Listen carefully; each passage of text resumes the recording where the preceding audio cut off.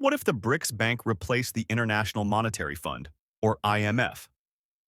First, let's set the stage. The IMF, or International Monetary Fund, was founded in 1944, right after World War II. Its main goal has been to foster global monetary cooperation, secure financial stability, facilitate international trade, promote high employment, and reduce poverty around the world. But what if another player, the BRICS Bank, steps up to take its place? The BRICS Bank, formerly known as the New Development Bank, NDB, was established by BRICS countries in 2014. Its mission? To support public and private projects through loans, guarantees, and equity participation, with a strong focus on sustainable development and infrastructure projects. Unlike the IMF, which is often seen as dominated by Western interests, the BRICS Bank aims to provide an alternative that better represents the needs and aspirations of emerging economies. So, what would happen if the NDB replaced the IMF? Let's explore this thought-provoking scenario. First, we need to understand the fundamental differences between the two. The IMF often imposes stringent economic reforms as conditions for its loans, which has sparked controversy and criticism, especially from countries that feel these conditions are too harsh and sometimes counterproductive. The BRICS Bank, on the other hand, emphasizes mutual benefits and development without the stringent conditions typically associated with IMF loans. This difference in approach could be a game changer. Countries in need of financial assistance might find the BRICS Bank's terms more appealing, which could lead to a major shift in the landscape of international finance. With the BRICS Bank at the helm, we might see a significant shift in global economic power dynamics. The influence of emerging economies could grow, potentially leading to a more multipolar world.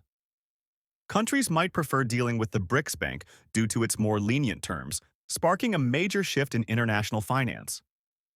The rise of the BRICS Bank as a potential replacement for the IMF could significantly alter global financial governance.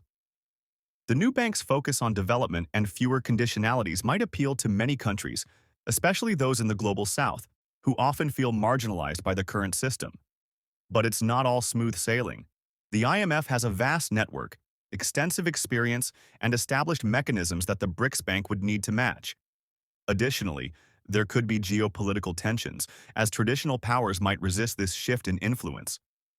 Moreover, establishing a new global financial order requires immense coordination, trust, and time. Let's break it down. On the one hand, a world where the BRICS Bank replaces the IMF could offer more inclusive and development-focused financial support, potentially leading to more sustainable and equitable growth.